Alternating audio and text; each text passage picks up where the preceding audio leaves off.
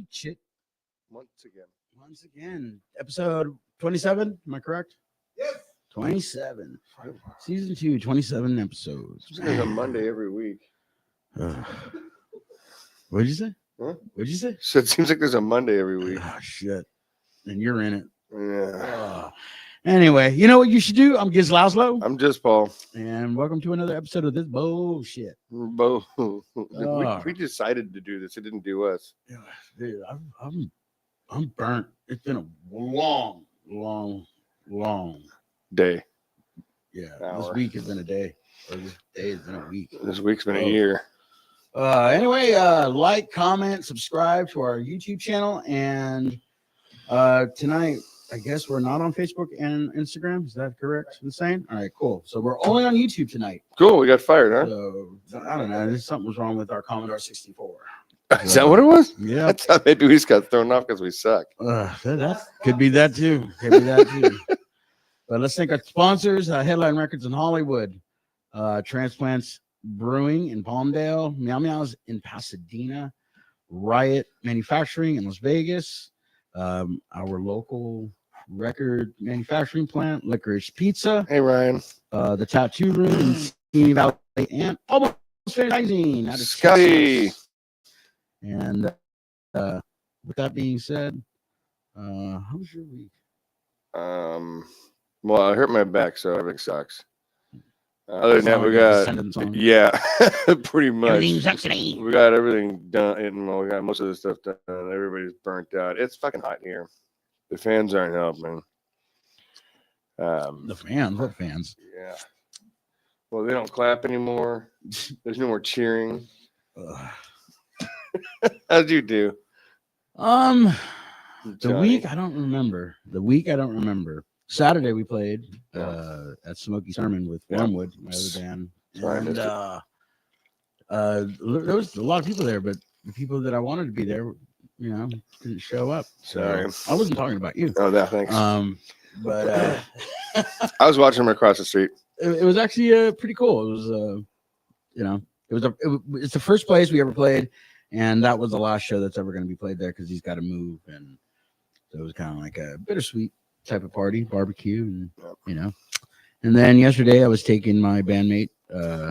He was going back home to San Diego, and we have to even say it. And had a little bit of bad luck. Yeah, I don't know what that was. Bad planning. He's going to be at my house for a couple of days, and but other than that, I mean, do you want some fleas? I got fleas. No, I know. Tell me about it. I can bring the fleas over just for Johnny. Oh man! But this weekend's going to be fun. We got I'm playing with the Freeze on Sunday. Yeah. And can you say any more? What? On Sunday? What Sunday? Never mind. Who are our guests for next week? Is that No. what you're alluding to? No. Then who's opening that show? Who's opening? Yeah. The Droobs. Which Who's on the show? Talking about? The Freeze. I know that. Ham Apple? That's the fucking one. Jesus, guys. It's like pulling dick hairs. It sucks. You've been telling me about these guys forever, and they've played a bunch of shows near us. Yep. And you're I'm taking you. We're going. Oh, going. yeah. Well, and we've never seen them. No. So I had to actually get on a show with them so that I could see. This is definitely happening. So yeah, we'll see. I don't know. I don't believe you anymore when you say you're. I don't believe me either anymore. So shit. Oh, another fan. Metal running around. So anyway, let's start getting into the meat and potatoes. Meat and potatoes. Every week we celebrate our friends' birthdays. So this week we got Tor Abyss from he's in a Hamburg band. And they're called Lucifer Star Machine. Lucifer Star Machine. And then Dan Bear, he was in the Disgustants. He passed away a few years back, but this week is his birthday. Duncan Redmonds from Snuff, Guns and Wankers, and Toy Dolls. His birthday is this week. I love that guy. Mark J from the Midnight Staggers. Ryan Markley originally from Angel City Outcast and Old Man Markley. I hope so. His birthday. Ed Ehrlich from the Chemical People. Yep. Happy birthday, brother. And then Alex from Animals and Children. His birthday is this week as well. And I don't have anybody who has passed. That is this is the first time, I think. Yeah, it's been a while. There probably has been, but oh man, I'm just over it, over losing people. Yeah. But I am very excited about meeting new people. And I agree. Back in April when I was on tour, we played in Sacramento, and it was a great show. Played at Old Ironsides. The opening band was our guests today. We'll talk about them a little bit. We played, and then Too Bad Eugene from Santa Cruz played. One of my favorite bands. And then the last band was called Ghost Beef, and they were a tribute to Arby's. So all the songs had to do with that beef. Sounds like I'm gonna be hungry after I eat it. Oh man, they did a cover. Like, we got the beef, everybody. You know, we got the beef. I was sold. They were a fucking great band. But the opening band, it was the first time I'd seen them and heard of them, and I was very impressed. They're called Rebel Punk from Sacramento, and I mean their harmonies, their 3-piece band, and just brilliant. Yeah, you know, their music is really cool. I would say they have like 99% of their songs are great. But the one bad one? They have one bad song. That is it called Gizz is Great? No, it's a song that with that. Oh, Gizz hates ska. Oh my God. They actually, the second time we played with them was at the Mouse Sugar Mill. Yeah. And they were like, hey, this next song is dedicated to Gizz. And then they played that song. Thank you guys. My smokes, my phone, my drink. I went outside. And they locked the door. To go have a cigarette, man. I couldn't do it.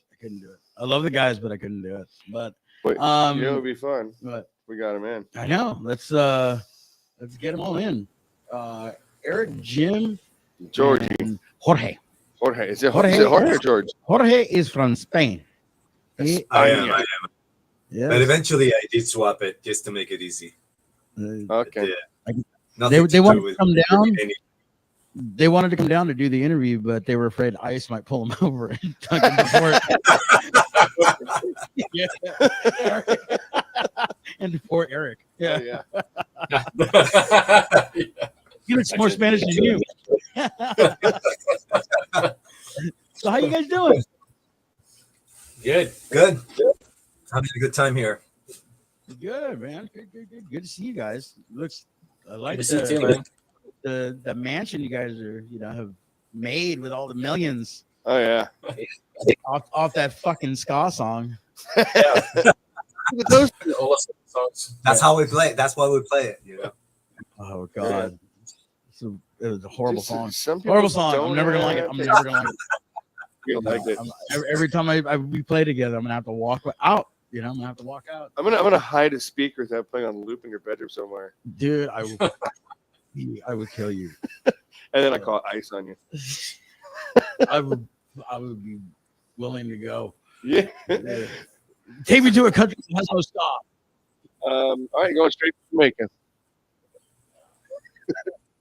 How's the weather up down? It is hot here. Yeah, it's pretty warm. This has been like the mildest summer in Sacramento since I've lived here. And it's been hitting low 90s pretty consistently. But usually we get 10 days or 100-degree weather in a row. But it's been nice. I mean, what is it today? Like 86 or something? 84 tops today. So it's nice. It's nice. A nice little break. We're going to 102 in a couple of days. So yeah, we're supposed to hit 95 tomorrow. Right. Something's coming. I love Tuesdays because I take your day off. That's my Saturday. And your Saturday is every other day. I was going to say, what do you take the day off from? Yeah, his job at the Glory Hole. Oh, of course. How could I forget? Clean it up. Oh, nobody said you had to sit and lap it up.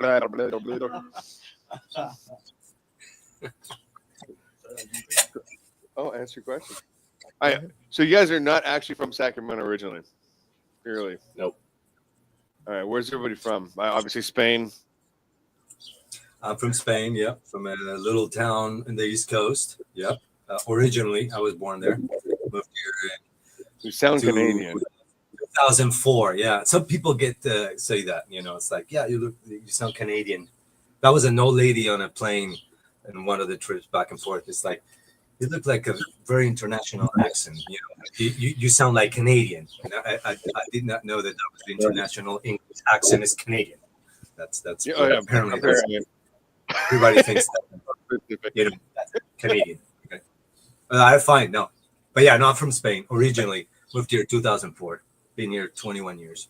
I'm originally from the UK, near London. I've been here since 2006, so almost 20 years. Yeah. It's almost I grew up in Stockton. Stockton. I'm sorry. That's almost like I've been up and down this state a lot since I've lived here, and Stockton is probably my least favorite city in all of California. It's we never stopped. We never stopped then. So how'd you guys wind up in the position you're at now? Like, how did like 3 people from 3 different places like that distant from each other meet? Besides sex. Right. That was the main reason. Yeah, it started a long time ago. I started kind of the band in like 2011, 2012, you know, just, you know, keep pounding the people, trying to find what I was kind of coming to do here in the US, you know, and trying to find the songs and the punk rock that always moved me from, like, you know, California, Southern California mainly, you know, punk rock, and that's what I came here to do. And it took me a while. It really did. I don't know if you guys know musicians, so it takes a while. You gotta find the people that really you can connect with and do these things with, you know, like brothers and sisters, you know, like it's so important to you, and you really need somebody to have your back. And I've been looking for ever since I moved here. You know, keep going in bands, different things and stuff. Started Real Punk in 2012, and I met Eric in 2017. He came try out because we had an opener for a drummer, and the moment he came in, I was just in love. It was just like, you know, that was it. It was a day, you know. I was just like, that's it. Okay, let's get out of, you know, whoever we were playing with. Let's just move on and do our thing, you know. So. Nice. We play a little bit more with the people that we were with and stuff. I tried to convince men to elope, I guess, and find the people that we really needed to find, and then we did eventually. I think it was like a couple of years ago. 2 years, right? 2 years ago, and he came on board, and then I remember the day that he came and tried it out. When he was done, he played like 2 songs, and then I came out of the studio, and I'm not religious or anything, but I remember distinctly like thanking God for like bringing these 2 people to me, and that was it. Like, I'm not gonna ask you anything else in my life. I'm good. Keep them around me. So that was good. And they 2 years after, we're still around, and it's pain free. It's unbelievable. It's been amazing. We went to LA, you know, like, you know, Gizz, and it was phenomenal. It's great. The record we made together, great. And I'm having a really good time with them, and everything is just like perfect. I don't know, it's kind of weird. After all this and everything, you know. I didn't know you guys knew one of my exes. I hear you were talking in the background. Yeah. She's real loud. Yeah. You guys landed in Sacramento. How did that happen? I mean, it's not an odd place. I've had a couple cousins there, and I love it there. But it was you. I escaped Stockton, and then just went north. Did you name yourself Snake Plissken on the way? Yeah. But you went to college and stuff. Yeah. I went to college in Sacramento and liked it. Stayed here. It's close to Stockton. I was in a band in Stockton, so when I went to college, I had to stay close enough to be able to practice. I drive down to Stockton every couple of days and practice with the band, and then just decided to stay here. So I In don't and know out what. band. What was I going to ask? There was one more. I don't remember. My back hurts. Well, Jim, originally you moved to LA, right? Yeah. That's where you went to, right? You wanted to be a rock star. I don't know about that. Okay. But yeah, originally when I came to the US, I lived in LA. I was there for about 5 years. I tried to do some music down there, but I didn't really find anyone that I gelled with. You know how difficult it is to find people down there. I mean, there's so many, and the priorities are definitely very different for people down in LA. I'm nothing against it, but it just wasn't really where I was and what I was interested in. So I kind of just put it all on the back burner, and I put down my instrument, 10 plus years. And then I moved up to Sacramento for a couple different reasons, but originally like for a relationship, and I ended up liking it up here. Like the pace is really much slower, and it's more relaxed in a lot of ways up here. I enjoy it, and I'm close to a lot of things. Like the Bay Area is 2 hours away, Lake Tahoe's 2 hours away. It's a great place to live, honestly.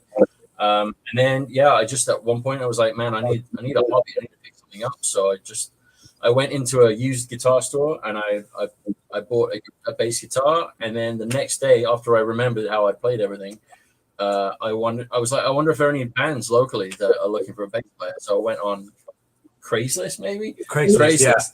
Yeah. And they popped up, and I just shot them an email, and they were just like 10 minutes down the road from me.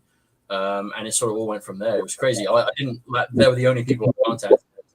So when do you guys leave for Burning Man? Yeah. I tried to do it last year, and we aborted. No. Impossible. Nobody will rent one to you. Apparently, they get destroyed. There. I'm so very glad that I didn't go, because I guess it was a big fiasco, because this like big downpour, and like there was a storm, and everybody got stuck there. I think it was a mess. So I'm actually glad that I didn't go. Yeah. I didn't want to go, but yeah. So you guys are on 4 albums or 1 albums? I couldn't figure that out when I was reading stuff. 4 in 2 years. George's on 4. I'm on 2. Jim's on 1. Yeah. The most recent one. Yeah, so this iteration of the band just has 1 record, but the band's been around for 10 plus years, so we have 4 total. That's just funny. We were doing one of my bands at Lazlo's place was doing an interview one time, and the guy asked us, how many albums have you put out? And I was like, at the time it was like 20 records in 20 years. And my bass player looked at me, I've got 4 of those. Yeah, I only count 1, so I was like, it's weird. I say, we got 4 albums. I'm on 2. He's on 1. Yeah. You guys are so funny. I mean, I love playing with these guys, dude. It's just, I don't know.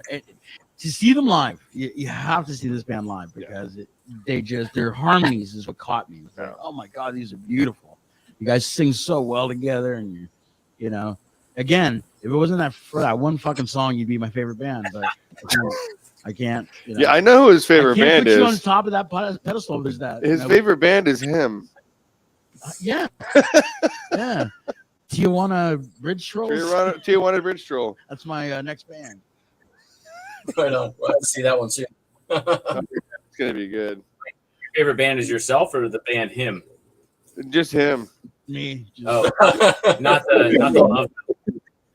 His whole room is mirrors. That's not. I heard the new song, Gizz. What's that? I heard your new song. Yeah. Your foreclosure song. It sounds good. It's rocking. Really good stuff. Thank you, man. When I heard it, I thought that was the one. That was the one that you didn't want to sing live because you got to hold notes for so long. But Lewis told me it's not that one. Oh, that's pretty good. You got the next single, "Welcome Me Home." You guys are going to trip out on that. In fact, I'll send you a copy of it tonight, and you can check it out. Tissues. Oh, tissues. It's a sad one. So, but what's up with you guys? Like, you gonna do a new record soon? What do we got? Soon? Yeah. So no, like we cycled through. We went to LA, and then we put out the record, and it went fine, and it looks good. And, but yeah, time for new things. We started writing. we're taking a little break. Everybody's going on vacation. I'm going to Spain. He's going. Wait. What is that? Fucking rocks. Oh, we're gonna go on vacation, write an album, then we'll come back. You know. You're the Beach Boys? Yeah, kind of. Yeah, we're already there. We're gonna go write our music in Sweden. Yeah, we're not famous, but we kind of act like our lifestyles are like, nobody knows us, but that's kind of what we do. That's perfect. Yeah. But yeah, I do. So no, what we normally do, like what we did last time. So I'm taking a little break. I'm going away for a little bit, and then Jim's going away for a little bit, and so we compile all these songs, for the last 2-3 years, and so we have like we have a little like 24-30 songs, and then even if they're bad ones, but it will make contrast with the good ones. So we're in the process. Right. We're in the process of like coming back, listening to all the tapes and all the demos. Just find out what the good songs are on all those 24-30 songs, like find the gems, and it might be a chorus from that one song that good with this verse here, and then the intro with it. It's kind of a puzzle. You never know. That's hard to do. Just go for it. Yeah. Are you the main song?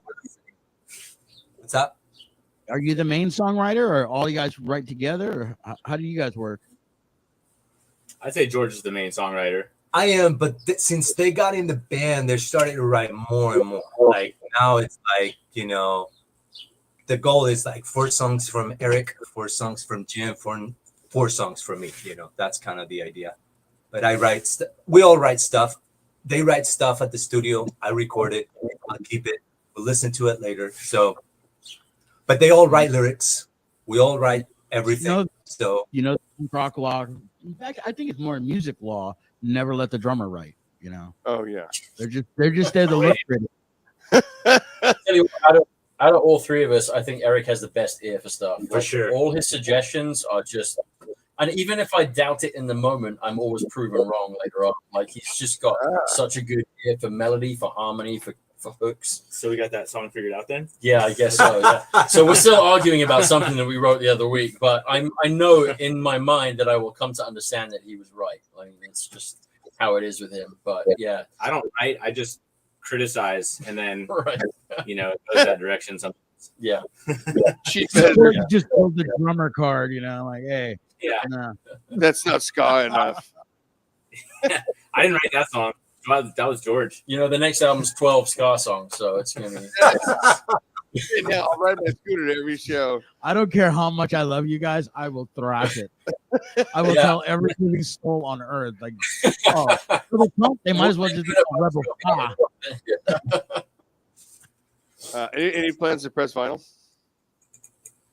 We did for the last record. We have a very limited run of vinyl. And then, I think probably going forward, we'll really do it for all the others. It worked really well in LA. It's the first time we did it, and it seems to be an item that people kind of like feel very connected to for whatever reason. I don't know. But it seems to be something that people want to keep and have, and it seems important, We printed 100, right? Yeah. That'll last us a lifetime. That's not good. They're for sale, though? Yeah, right. for sure. Yeah. We should do a split together. I would love that. Oh, yeah. That's actually a good idea. Split 3 songs each, and then a 4th song. We should. I'll sing a song with you guys, and then you sing a song for my band. You guys cover some Jimmy. That's a great idea. The cool thing about having recording with those guys would be I would get great harmony with my band members. I don't want anybody in my band sing. That's what they said about you. Even when we do live, it's like if I don't like a part, I'm like, no, dude, no. When we did take 2, Mark was like, hey man, I'm ready to do my vocal tracks, and I'm all, well, you're gonna be waiting a lot longer because nobody else sings on the record. I do everything. Oh, come on, man, I really want to be on the record. Hey, you're lucky you're on guitar. Oh my god. He owns the label, dude. Be nice. I know he does own the label. I like I Mark. don't give a shit. I tell it like it is. How often do you get, You cut out on that last part. What was that? how often do you guys actually play out local? Well, that's a rough one. Yeah. It's hard to get shows, man. It's hard.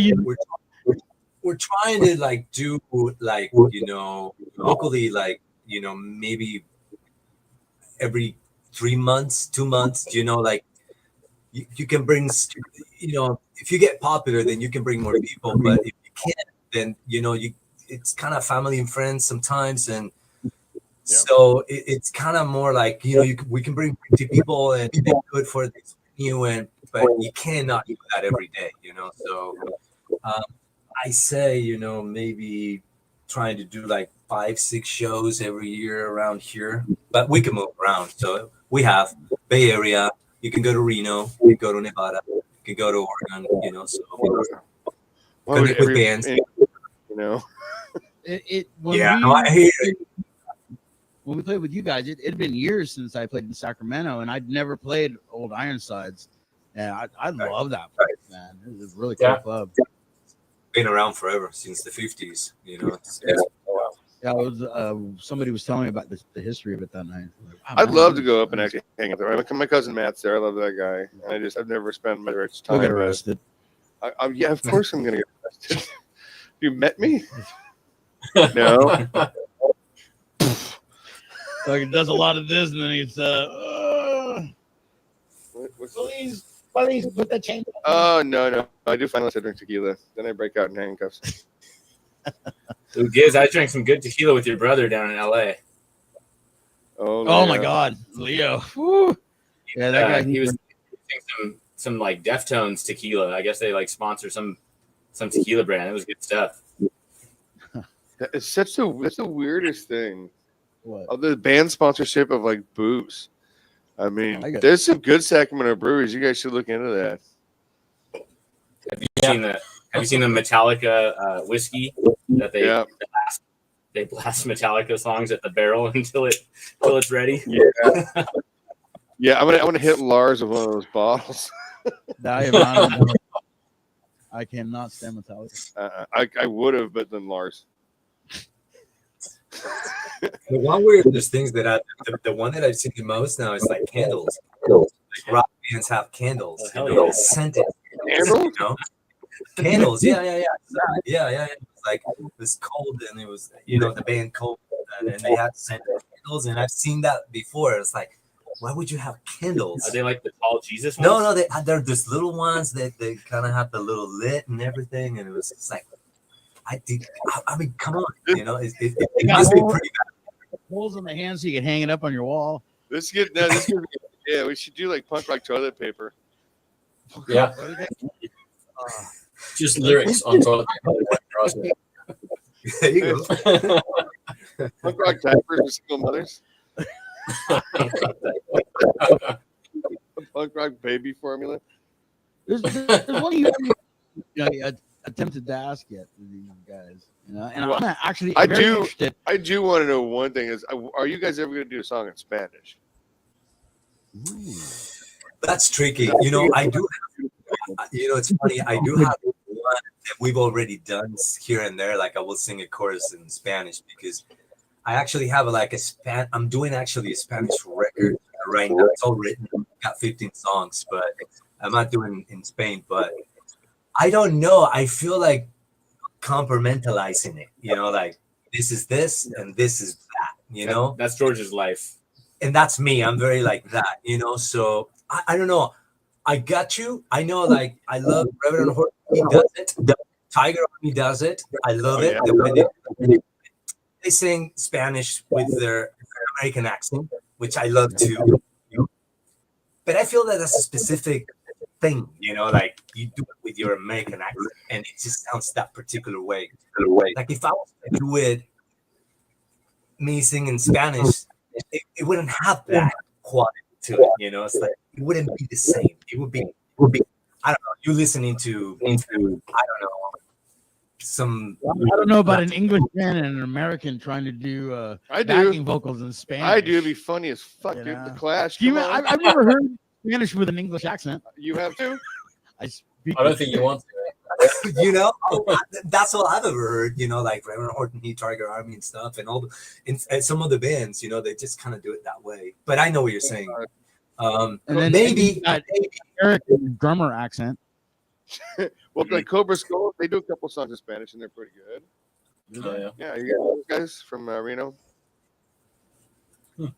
I know. Maybe we will. Maybe we will. I don't know. I'm not sure. I think it's a more beautiful language in English. It's not as abrasive. It's a lot more melodic, and I think it'd be a really interesting thing. And it didn't have to be every verse, but it would be really cool just to hear. And like, which Spanish do you speak?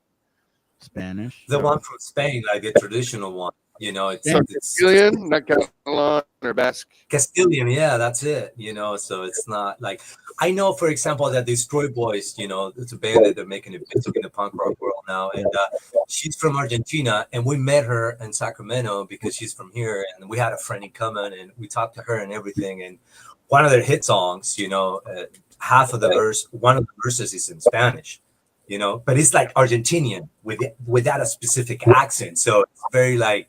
When I hear it, it's like that's an Argentinian band singing to me, and then he switches to American because she was born here. So I don't know. It's weird. I don't know how people take that stuff. I don't know. I've always been kind of like concerned about it, but maybe I'm overthinking it.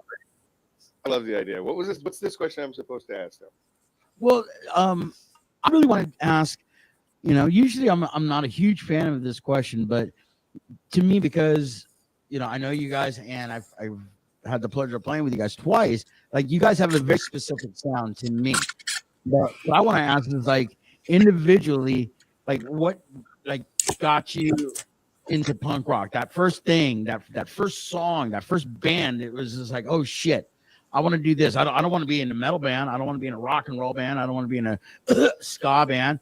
I want to be in a punk band. You know, like, okay, let's start with you, Eric. So I was playing drums already. Like, I was doing like the band drums, right? Like, I learned on snare drum, and then got to play jazz drum set in like 7th and 8th grade. And then I was going into high school, and this local dude basically just tracked me down and was like, "You play drums, you're in my band now." And I was like, "Okay." So I didn't have a choice. And we were called the Shitheads.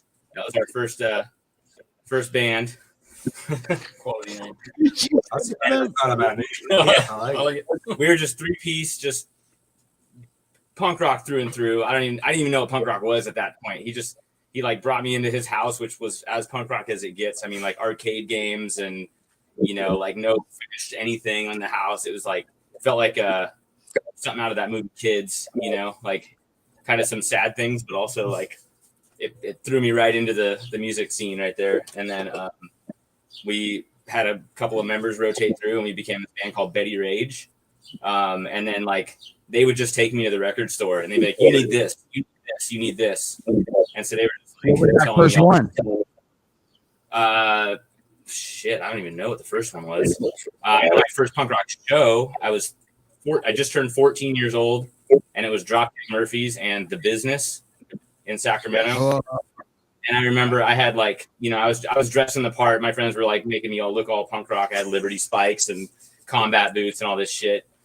And what happened? What happened? I know. Now you look like you're a lawyer for the skinheads. Yeah, it's the pineapples, huh?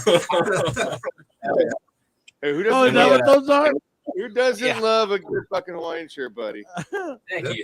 Yeah. So George, what was the drummer that made you want to be a drummer? Sorry, say that again. What was the drummer that made you want to be a drummer? I just wanted to be a drummer. I didn't have any idols or anything. My dad's a musician. He played trombone. So when I was learning, when I wanted to play music, he's like, "You have to play this trombone." Oh, yeah, see? I was going to play ska, huh?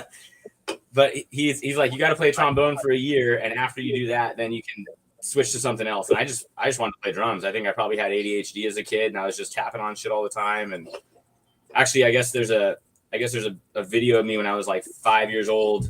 My dad used to conduct the marching band at this college in Stockton, And this guy would walk around with his real drum, and I was walking around with my little toy drum following him and playing all the rudiments and stuff like at age 5. So I guess I was supposed to be a drummer. But yeah, that first punk rock show, I remember it was the Dropkick Murphys in the business. This place called Bojangles used to be a pretty popular club in Sacramento. And I was just so confused. At the end of the night, there was this one skinhead group chasing this other skinhead group down the street. And I was like, what the hell's going on? I learned about sharps that night. I didn't know what sharps were. It's like, okay, it was a good learning experience. I got to tour with the business back in '99, and fucking They gave him the business. Mickey Fitz every night. As soon as we didn't have cell phones back in '99, so I was at a phone in the venue that we were playing with every night, and I would call home to my what was then my wife, and Mickey Fitz would always they were always right before us. So he'd be walking off stage and I'm ready to go on to play for the UK subs. And he would grab the phone and say, hello, sweetheart. I'm taking care of your man. He's drunk as a fuck. And then it would be some weird random animal. And then he'd hang up. But man, I love the business. Steve Whale was fucking so cool. And the bass, I can't remember his name right now. He was from the Vibrators. He was playing bass from on that tour. And no, I spoke. It was Terry Bones from Broken Bones and Discharge. Shit, he was playing bass for them on that tour. But yeah, man, fuck. Fuck. We're not done. The same question, next guy. Yeah, Come on, Jim. Yeah, Jim. Oh, me? What? Yeah, what? No, the other Jim. Hey, Shim. Shim. For me, getting into punk rock was 1994 Green Day's Dookie album. That was I hadn't heard anything like that before. I was 11 or 12 years old, I think, when that came out. 12 must have been. Yeah, a friend of mine showed it to me, and it just immediately spoke to me, like the energy, the immediacy of it. I listened to a lot of like hair metal, I suppose, or like 80s thrash up until that point. So I like the speed of it, but I like the simplicity of it as well, and the songwriting, which was just so much more direct. And then when it came time to actually pick up an instrument, it was like, oh, I can actually play this. I don't have to, spend 8 years learning all of this stuff to play thrash metal. I can play Green Day songs immediately. So I mean, it hooked me in. And then I started playing in bands probably in 2000 when I went to college. I met a guy from Austria who was a huge Clash fan, Clash and Rancid and all those kinds of bands. And he put together something with another guy who lived in our halls of residence. I'm pretty sure he's a doctor now. He was doing a medicine degree, but he was the most phenomenal drummer, and he was like very technical, like Danny Carey from Tool. So it was him, and then this guy who loved the Clash, and me who didn't really know what I was doing, and it sort of came together that way. Yeah, exactly. Yeah, and that was my first band, and I played in a couple more bands in the UK, just short term, but I had a really good time. Finally got in the back of a van and sort of started touring around a little bit. Lost a lot of money doing it, but that's not what it was about. It was about the experience. And I loved it. Yeah, fuck yeah. So that's what punk rock was to me. So I mean, yeah, that was really it. And then when I came over here, like I said, I tried meeting people down at LA and it didn't work out. So I kind of just sort of left it alone until I met these guys, and it's really reignited it for me. Back on the wagon. Back on the wagon. That's it. So how many years have you been in the U.S.? It'll be 20 years next year. So, yeah, 19 years. Yeah. You're almost using the accent. It's still there. No, it's still What I've noticed is that it's more the words that I say rather than the way that I say them. So I'll say, I guess so. You say I say cunt way too much. There's no. When we started first episode, I was like, okay, one thing is I'm bringing back cunts. I'm bringing it to America. I've been in English bands, I've been in European bands, German bands. We need it. All around the world. I'm bringing it to America. Yeah, I mean, it never left the UK. It's always been there. So, but yeah, over here. And what was it like the first time you had food with? What was it? What was it like the first time I had what food? Did you say over here? Food with flavor. The first time. Oh, food with flavor. Yeah, I remember that day well. It was the first day I got here. It was In-N-Out Burger, probably by LA. I don't know. Yeah. You still think that ketchup is spicy? I don't eat ketchup, but yeah, it is. It's too hot for me. Yeah. Was that an onion? No, none of that. We just do gravy on bread. That's it. Baked beans, gravy, bread. That's it. That's all you Toast, get. baby. Part of a balanced meal. Last we were talking about it's a Canadian meal. Gravy on fries. Poutine. Poutine. What is it called? Poutine. Yeah, poutine. That's right. That's gravy on fries. That's the worst yeast infection ever. Okay, George. Now it's your time. First of all, I need to say you should have been at that fucking Maui Sugar Mill show. Fucking George, man, he's shaking his money maker up there. I went up. I'm sitting in the front row because I was just like, I love this band. I want to see them. And he starts, thrusting in front of me, and it's like, oh, you Elvised him. It's like a what's that fucking bitch that does what's that broad that does the wrecking ball? Oh, Miley Cyrus. No, it was like Ron Jeremy. It was like a Miley Cyrus concert with fucking George singing, man. He just like a little louder. I get carried away. No, It's been no known. carried away. Yeah, that didn't scare me. It was a song that scared me away. But Take a dick to the face. Oh, Just no stop. The gyrating pulled him back. Oh, I Yeah. see. I get excited. That's it. so Yeah, for you're doing two different roles in the band. So what was it? What were you first? A singer, or were you a guitar player, or better yet, a drummer? I don't know. I think the singing part comes from like not finding anybody that could sing better than me, which should have been super easy. Super easy. It's just one of those things. I know. I mean, it's really that. It should have been. It's like I think it's just like really the level is just low. It's just like I'm not good, but like if there was nobody better, so I was just like. And I wasn't gonna wait around for that person to come around because I could have waited fucking 20 years. So it's like, let's just do it, whatever. I'm telling you, man, that body, that face, this voice, millionaire. So totally. We should combine. $1 million body, 10-cent brain. Punk rock Freaky Friday, right? Yeah. Oh, no. Oh my God. No. We should do that. I know. When we played together at the Maui, my lady Mindy's here. You met her that night, and I you're did. talking Very nice. there was your girlfriend was the one that actually got you into punk rock, wasn't it? She did. Yeah, she's the punk on Rebel Punk.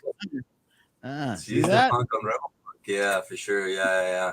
I was the rebel. She was the punk. Yeah, for sure. Crazy story. Yeah. I know. It's a crazy story. Yeah, she her mom's from Sacramento, but she moved to Spain a long time ago, like early in the 70s and stuff. And my wife grew up there in Spain. She was born there and everything, but I met her when I was 16 in high school, but during that time she would come every summer to Sacramento to visit family. And when I met her, she was like a straight punk, like Operation Ivy, Black Flag, all that punk stuff. Yeah, she is that's not punk. Okay, what? Operation Ivy? How dare you? Oh, fuck off. It's your time. We have to go. Turn off. Like fear, like. No, play sound system over and over Oh, again. I gotcha. Well, whatever your interpretation of punk is, for somebody is for you it's something, for somebody else it's something else. But they don't think ABBA is punk. For me, it was Billy Idol. That's when I took. Dude, Plastic Bertrand, ABBA, Anyway, that's what she liked. That's what she thought. What was the band besides, I said punk and you go Operation Ivy. What was that one band? Like when you heard that first punk rock song, or it has to be a song because it's not the band. Yeah, always. When did you decide, okay, I want to be a singer or do I want to be a guitar player? I don't know. I think it was both. I think it was Social Distortion to me. I think I can do this. No problem. To me, it was Social Distortion. It's always been Social Distortion. I loved everything. Were you not in a Social Distortion tribute band at one point? I was when we started Rebel Punk. Rebel Punk started as a Social Distortion tribute band. And then I had original songs, and then we moved into that. But we did start it all together as a Social D tribute band. Yes. Because, I reply, and I was there at the rehearsal. And it's like, well, you're just like Mike Ness from Spain, like, you sound exactly the same. And it just went from there. But like, to me, it was like 90, 96, White Light, White Heat, White Trash. That's my record, my favorite record. It's a Bible for me, for music, for everything. The lyrics, everything is just a concept piece of art that still resonates to me to this day. To me, it's just something that it just transcends anything. I don't know. That's it. It was like that was it. I gotta follow that. That was fun.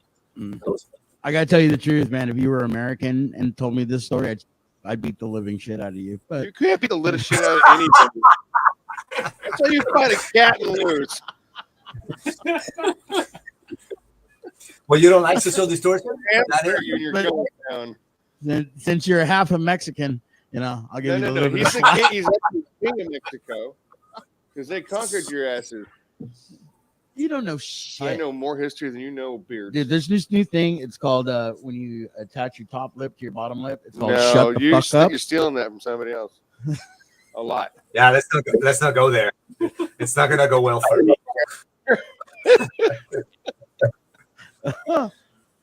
Let's do a gear rundown. We'll just go from front to back again. Eric, you're up. What's your gear? Whatever is available. The house kit. You're a good drummer. You got your tongue. Yeah, I got when I graduated high school, my parents said they're gonna give me some money. I gave my car, I buy a headset. I mean, it wasn't a lot of money. It's not like they gave me like $10 or something. But I bought a drum set and I still have it. It's a Tama Star Classic. So it's 20 something years old. And I used to have these awesome Zildjian. What's that? They didn't give you a lot of money. He said that out loud, listener. Yeah. You could have bought a scooter, not a car. I could have bought a scooter. Yeah. Badass. I had these awesome Zildjian Z custom cymbals that they don't make anymore. And I still have the ride, which is, I love it. And I still have the hi-hats, which I love. And then all the crashes have been destroyed, 10 times over. Crashes kind of the first thing to go. Yeah. So I got whatever I can put on my cymbals. Doesn't really matter. What about sticks? I got a bunch of shit from this guy at Guitar Center the other day because I was buying Deuce drumsticks and I brought up a bunch of 7As and he's like, "What the fuck are these? Aren't you in a punk rock band?" I'm like, "Dude, I hate breaking cymbals." They're skinny little tiny sticks that don't break cymbals. That's pretty punk rock if you ask me. I don't want to break all my shit. So yeah, I just hit them hard, I go 5B.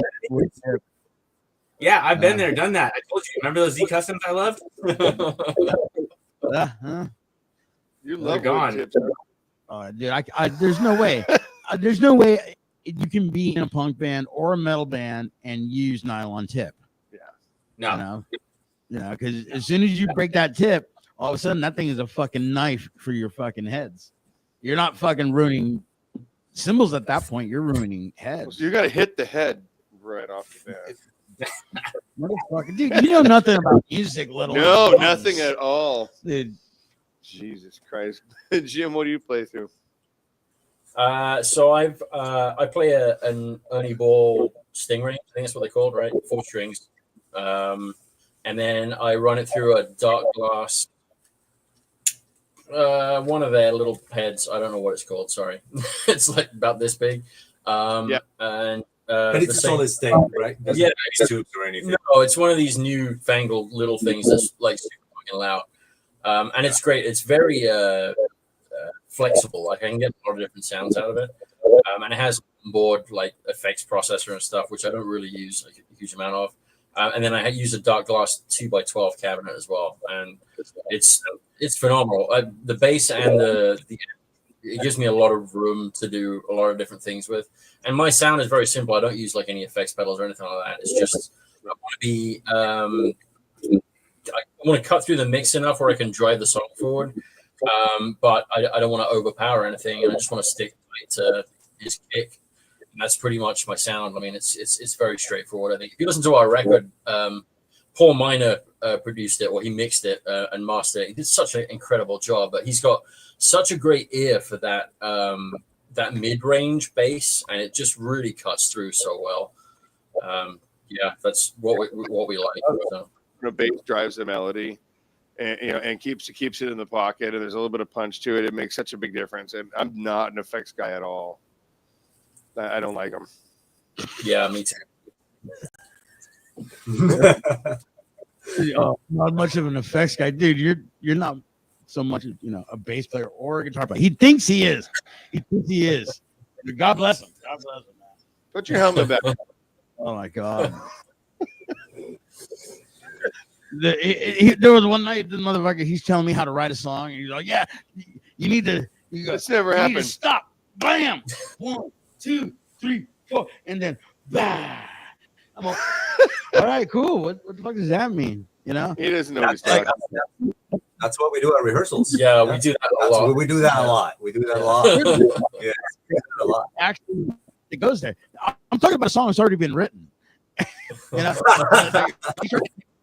You make it sound good, and you gotta stop, and then it's a bah, bah, bah, bam. Like, dude, like it wouldn't work. So what he's trying to say, guitar there. What he's trying to say is that he was sober and I wasn't, and he understood something. There you go. Now we're cooking. That makes sense. Yeah. Yeah. When we practice, there's a lot of shebang and stuff like that. Yeah, you are not. I'm not Jim. He's from Spain.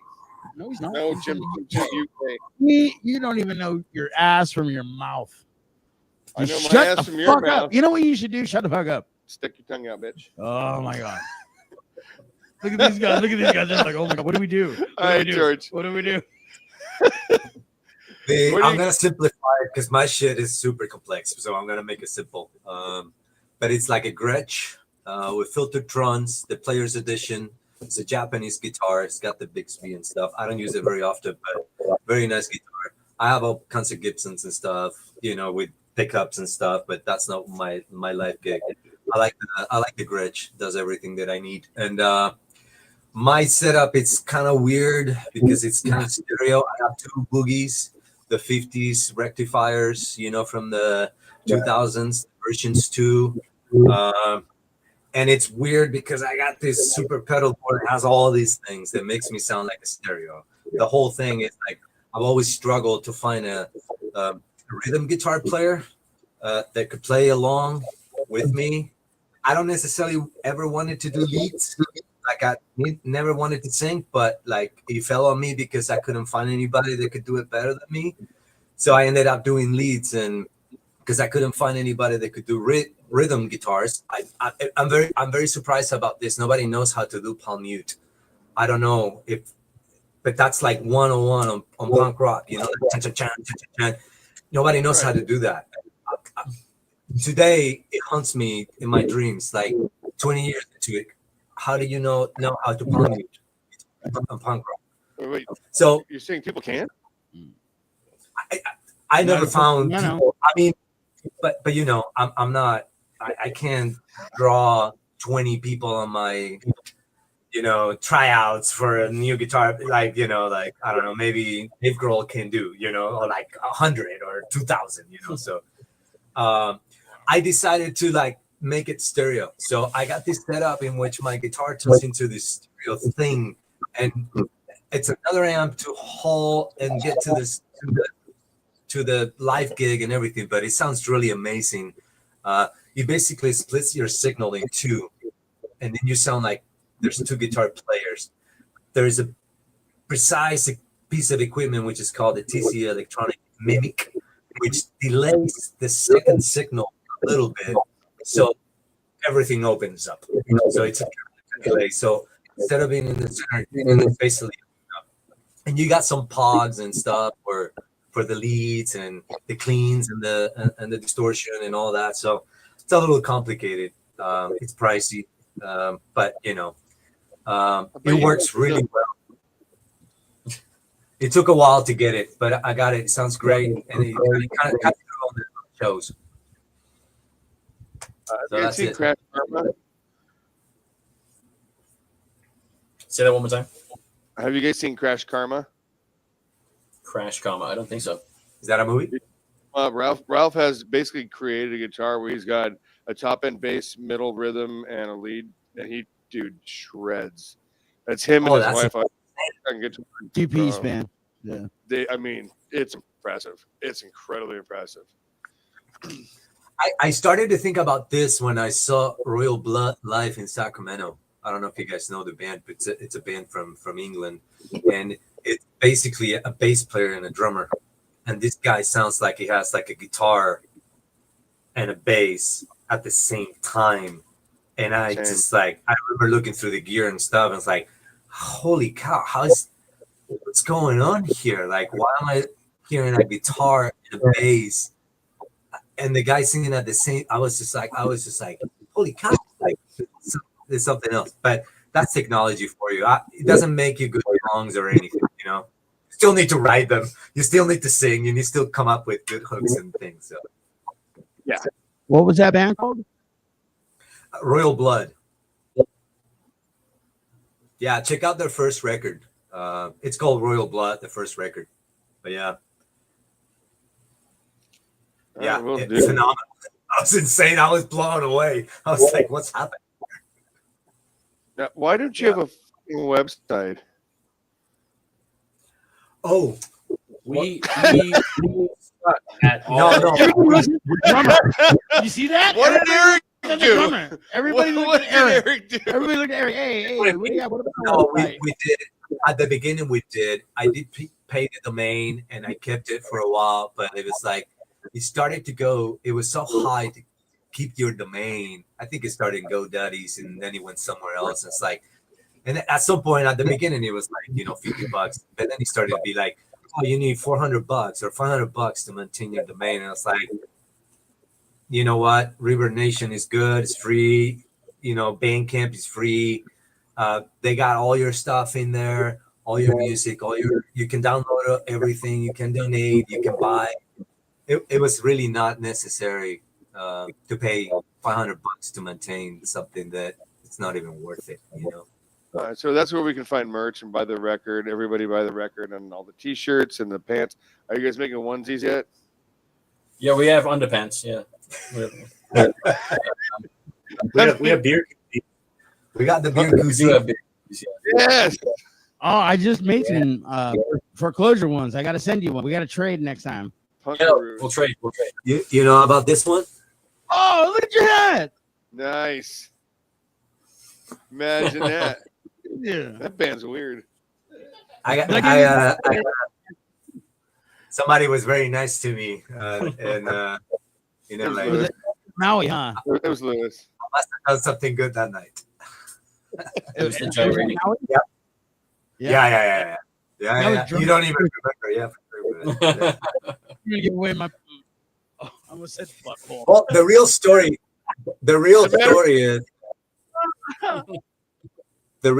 is that I took the one you had, and it's like, I want to keep this one, and you're like, no.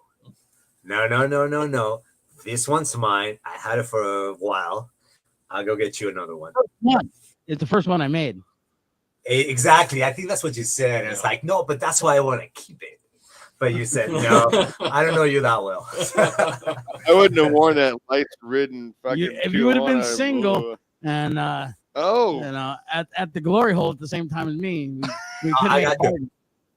Could have made a bug. The only thing that I'm gonna say is like it was very sweaty. Yeah. Oh, yeah. It was very sweaty because it was after the show. It was after the show. So yeah. I can smell it from here. It's in his house. Partial used.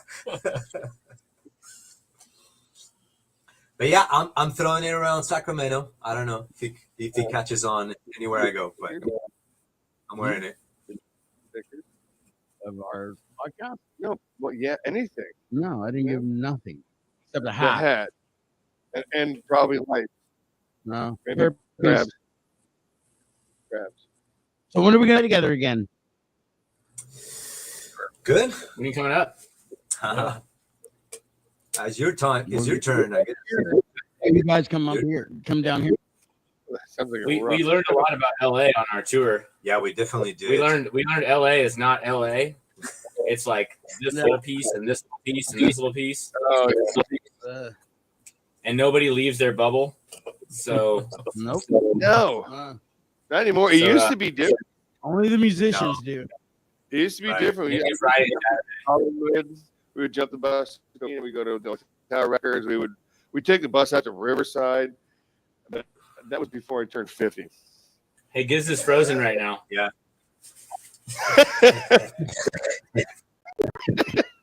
I just want to fucking go to sleep. I can put you to sleep. You have. Yeah. If it was just us four, it would be. Did you get tall boy koozies or just like normal koozies? I'm gonna start doing the tall boy ones. It's a good idea. Yeah, We got we'll it. get one just for you. Where's the dog? Yeah, where's the dog? Is that your dog or your neighbor? It's the neighbors. Yeah, he's Wow. normally pretty good, but hey, Lemony we or- got dog. He can hear fucking voice. He's a little bitch too. Oh, Yeah. God. You got bigger bitches. Kidnap the dog. Sounds like a big dog. All right, so You we guys- got In LA. You guys got oil drills. Like we were driving around, it's like there's this between these houses, there's like a oil well, like what's going on here? Like what do you guys have like, I thought it was like, wow, I did not expect that, So, yeah, it was kind of interesting. It's fucking weird. If you ever get a chance, look up pictures of Huntington Beach in like the 20s and 30s. The entire beach is lined with giant oil derricks. Oh yeah. Wow. Yeah, it's- Now we saw the ones that were left and the ones that were, far, but it was like, it's kind of like, even driving around the neighborhoods, it's like, what's going on? Like, That's a I was crazy. camp machine. Yeah. Sorry, we got you guys at Reverb Nation, and where else to buy merch? I think the place we're most active is that Instagram. I mean, if there's anything that anyone wants, they can DM us and we'll figure out how to get it to them. We don't have like a full thing set. Except, we have a page on T Public. Do you know that website? T Public, yeah. So you can we have a bunch of designs up there and you can just get it printed on whatever you want and they'll send it to you. Oh, cool, awesome. Because I want people to send you guys money. I mean, you need your second million. That's right. Which we're aiming for the second one right now. So, Who bought the in first fact, bar? I think it was Gizz that was making fun of us because we came down there and we were giving away most of our merch. Like we had free CDs, we had free buttons and stickers, and it was like, you came all the way down there and you're just giving everything away. And we're like, well, That's how we roll. you That's have to campaign. build stuff. And then the opening band takes off with all the money. Oh God. Allegedly, I don't know anything about that. Fuck. Shit happens. Still Shit pissed. happens. Still pissed. Anyway. All right, before I get too drunk and start talking shit and start opening different. Oh, now you're done. Now you're thinking about yeah. fucking pussy. It's like, are we going to talk about this thing or not? It's No, like, no, let's we're not bring it gonna up. talk about that. No, I brought it up. You said at the beginning of the show. There's nothing. All right, I want a everything's backstory. You don't have to name names unless you really want to. Oh, You guys should talk about that often. Yeah. We don't know anything about. Honestly, we don't really know anything about it. It was great. We had a great. It was phenomenal. It was a great time. We had a blast. We did. Even in the bad spots. you guys. Yeah. And I've been talking about it. Like, and I may have mentioned it to you guys that night. Like, dude, like I want to start doing splits again. You know, start, you know, you, us, too bad Eugene. Too bad, Eugene. You know, like, and then this guy, fuck, dude, I'm ready to slap a fucking bottle over his head. Oh, You don't have a bottle. fucking big mouth, fucking Irish cunt. Oh, You're bringing that back. Oh yeah. I'm gonna pop a little beard hair here and see how he feels about it. all right, we're gonna put you guys in the green room for a little bit, and we're gonna wrap up the show, and then we'll talk a little bit before we say goodbye. All right. All right. So, Thank you thanks, guys for coming out, and Super fun. we'll talk to you in a second. Thanks for having us. Yeah. Yeah. All right, dude. Those guys are badass. That was a lot of fun. I really like the diversity there. Yeah, like that's You got Benedict it's a small world Cumberbatch. after all. Huh? You got Benedict Cumberbatch, Pedro Pascal. Wow. I have no idea who the fuck you're talking about. I know you don't watch TV. But anyway, all right. So next week we got a special edition show. Another one of my former bands, but we're gonna have another three guys in the So studio. this one's gonna be live and probably drunker. Yeah. Oh yeah. We're doing it live from. Well, we're gonna record it and then rebroadcast. Oh yeah. Well, it's gonna be live that night. Yeah. So we got the Freeze from Boston. Boston. Hardcore legends. The Freeze, my former band mates, and it's gonna be a good time. Sunday, come out to Old Town Pub in Pasadena. It's gonna be a great show. Ham apples Skunk playing. Fest. Fucking ham apple. Skunk Fest, dude. I know. Wow. Oh, Brick and Skunk are both there. So, all right, Ham apple. everybody. I'm Gizz Lazlo, I'm just Paul, and this is a big mistake. and piss off cunts. Or whatever.